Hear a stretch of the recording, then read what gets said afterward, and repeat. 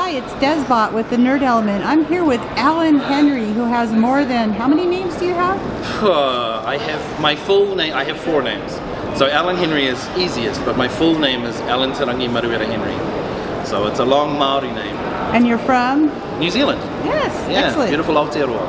And so, simple question first to get started. How did you get into performance capture work? How did I get into it? I've always been a physical person. As a kid, I wanted to be a cartoon character.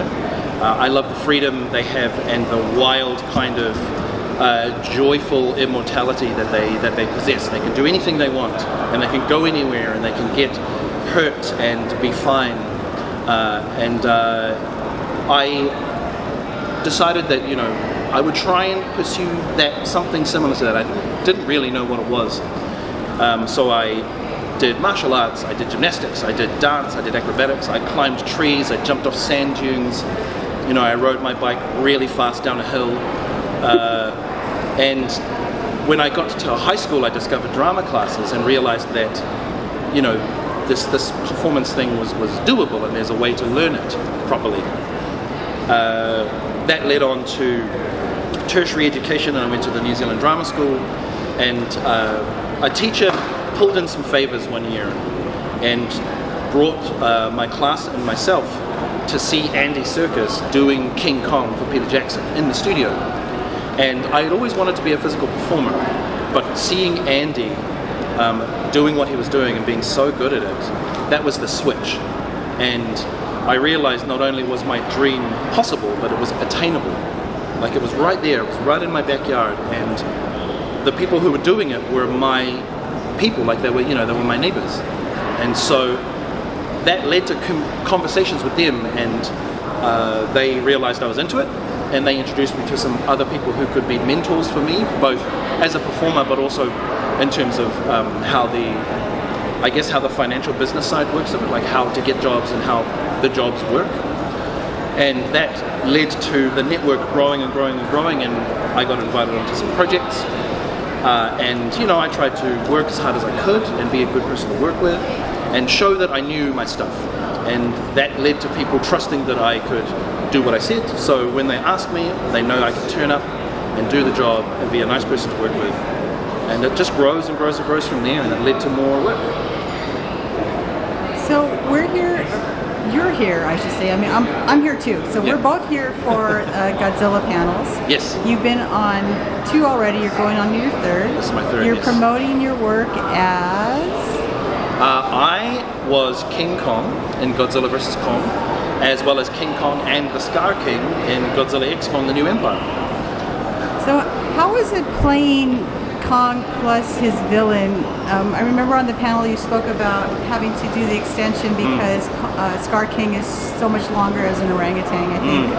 So yeah, I really enjoyed the difference between the 2 characters, and there's a Kong he is strong and he's solid, you know, he's very thoughtful, he's very centered and grounded, and that's a really nice feeling to be able to inhabit as a person. But then as the Scar King, to be long and slinky and slimy and really devious is again there's a joyful kind of darkness to it that a lot of people, you know, like it's that joy of playing a villain. You kind of get to dabble in something that's really enjoyable without, you know, with the constraints of knowing that you're this is a fictional character and you're playing within the bounds of an imaginary world. So you know where the boundaries are and you're not going to cause any distress or harm. It's awesome. How difficult was it to scale up your performance? Because these are massive creatures, and I will talk about the other creature you played in a moment that's a lot smaller, but these were massive creatures. You know, Scar King, like we said, he's got the long arms, he's bigger, built differently than Kong. And Kong is very burly. And how do you inhabit that space as a human-sized person? Yeah, great question. Yeah, when it comes to selling that size and that weight, often what we found was it's the speed at which you move things from a human perspective, things that are large appear to be moving quite slowly when actually they're traveling incredibly quickly. So we had to figure out how Allan Henry as a human can portray that weight and that size, and a lot of it comes down to the speed at which you move. So you slow things down a lot. One of my movement teachers was Terry Notary, who's incredible. He was Kong in Kong Skull Island, and he's been in the Apes franchise, and he's been in pretty much everything. And he talks about this idea of imagining that you're moving through thick space, that the air around you is somehow thicker. And it's a great visual aid for me as a performer to help me remember that when I slow myself down, there's still weight, there's still substance to my limbs. And what's great is the visual effects artists at Weta Effects are incredible. They're such geniuses. So they look at my performance and they go, we can actually scale down digitally the speed. And they'll add so much more to my performance that really augments it and makes it pop off the screen. So I really love the relationship that I have with them now, because they know how to explain to me what they need from me so that they can do their jobs better. And likewise, I have a better understanding of what their job is, so I can get to where they need me to be much faster. And I know that this is the first time that you and your nemesis, Godzilla, met at Comic-Con. So TJ Storm, who's the performance actor who did Godzilla, how was that meeting your enemy for the first time? My nemesis. Your bitter enemy. From a purely like juvenile 8-year-old Alan geek perspective, it was the best thing. I admire TJ so much. He's an incredible performer. He is a lovely person. He's a big nerd like I am. And before I met him, when I saw him in interviews and in panels, he has such vibrancy and he has such joy, and he loves the work that he does, and he loves people, that I really wanted to get in on that action. And so meeting him was great. And I love that he and I have connected so much now. He heard that I hadn't played Magic the Gathering ever. So he made me a commander deck based on King Kong and taught me how to play. And that's amazing. That's so cool. To meet him is fantastic, because I see why people love him now. Yeah. Like, he's so great and he's so wonderful and he's so talented. And when we talk about work, I know that I'm talking to a fellow, not only a professional but also an enthusiast who loves this stuff. So the conversations we have can get really technical and really philosophical about what we're doing, and that's enjoyable. And that's one of the strange things about your profession, is that you're filming your motion capture part and he's filming his, but you're not together Yeah, fighting. often we're not, because I'm way down in New Zealand and he's up in LA, and we'll be sending footage back and forth and working on each other's. If we're lucky, if the stars align, we'll find ourselves on set together, working together, and those are really great moments when those happen. But yeah, it's a challenge. It's a creative challenge to get footage that's already been shot and then have to match that, or get notes and have to generate something that someone eventually later on will have to match. So let's move on from your giant acting to your smaller acting. Okay. Allan was also Cocaine Bear. I was the Cocaine Bear, yeah, I was Cokie. So what was it like to work at a smaller scale? I mean, Cocaine Bear, he does a lot of cocaine accidentally, or she, I should say, because it's a mother. She jumps into an ambulance from a great distance. She runs and climbs, and what was that like for you? It was, the whole project was incredibly fun. It was very, very silly. Elizabeth Banks is not only a very, very talented director, but everyone knows how good of a comedian she is. She has very, very good instincts. She's very generous and collaborative. If you offer something and it's good, she will promote that and be like, "That's funny, do that." Or if it's not quite working, she'll say, "Hey, hang on a second. Why don't we try this? Why don't we try this?" You'll be like, "That's not quite getting where we're going, so let's try this." So she'll always be offering things and accepting offers. The process was so much fun because it was just me in black lycra with some arm extensions, hurtling through the bush in Ireland, or bumping into people and nuzzling actors or pretending to sneeze on kids, like just that silly, playful, you know, imaginative stuff we all did when we were younger. And it was, I had the best of both worlds, because I knew what the VFX needed, so I could be where they needed me to be, but also I had the joy of working, as I say, on set with the actors. So we would have conversations about the scenes and what was needed, and we'd work together and we'd build that connection. So when you see the actors with Koki, you know that you can feel that connection, because we as performers talked and got to know each other. So there's that level of comfort with two performers. So was it fun to do all that, going from large to small? I mean, what's your process for that? It goes character by character.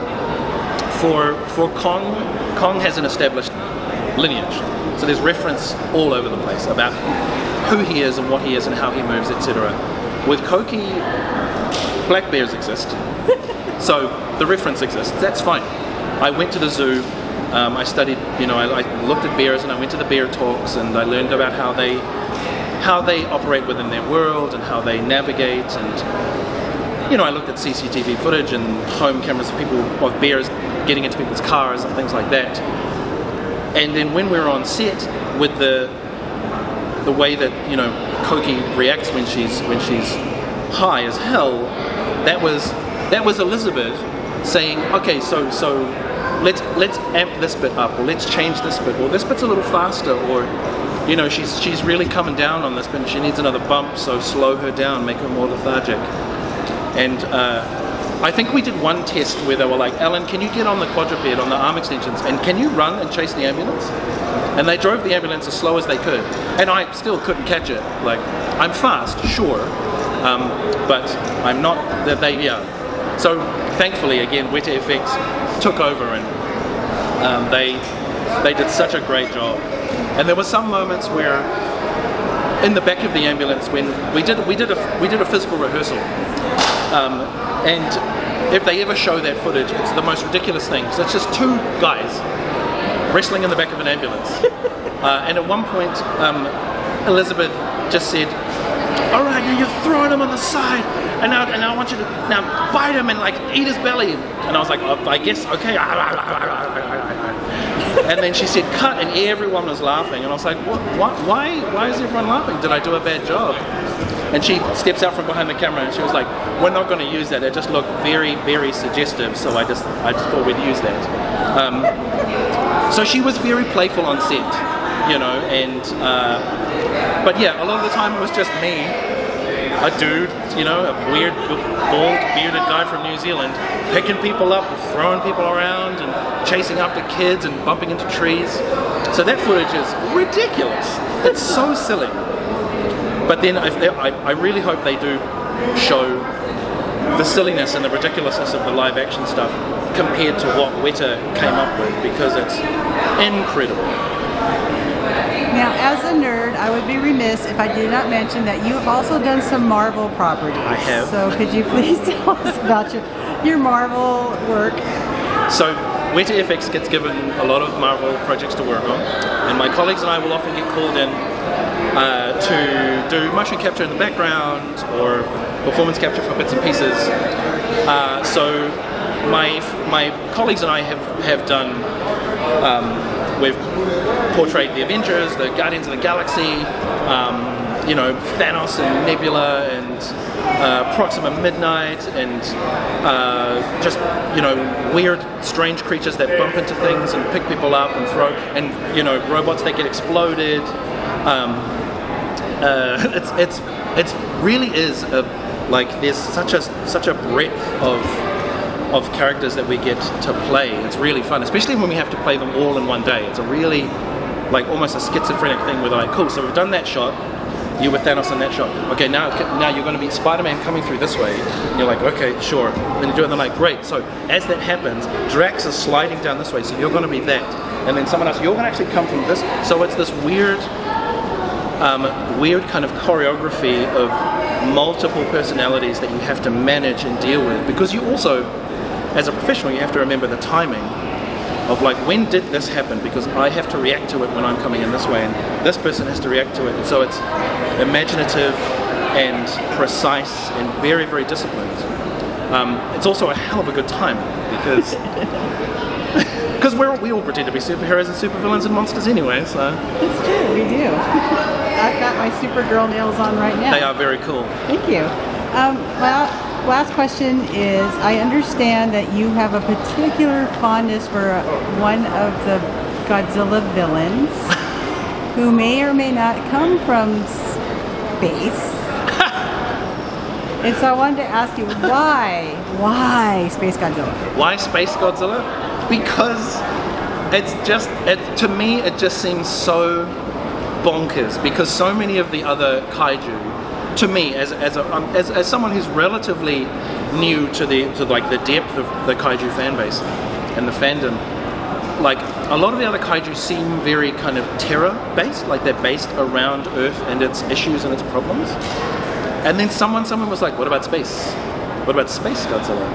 And it's the fact that, like, not only is it Space Godzilla, but he has huge shoulder pads. You know, like, but also for me as a silly person, if someone was like, well, you know, we could have, it's like when people talk about, they're like, what about the military? And someone's like, what about space military? What about the Space Force?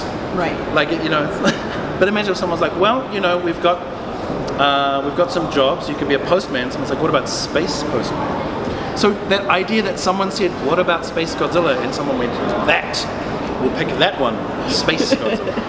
And it's just a great, like, there are so many kaiju that I'm learning about now that are also very cool. A lot of people are asking about Gamera. So Gamera's a different company. That's I know, but it's still big monsters, right? Like, why can't Godzilla and Kong turn up in the Pacific Rim universe? Why not?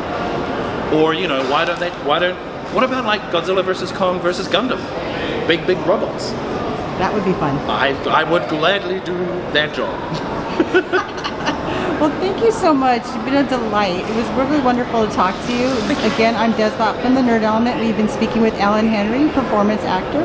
Thank you, or performance capture actor, excuse me. Thank you so much, and see you later. Thank you very much.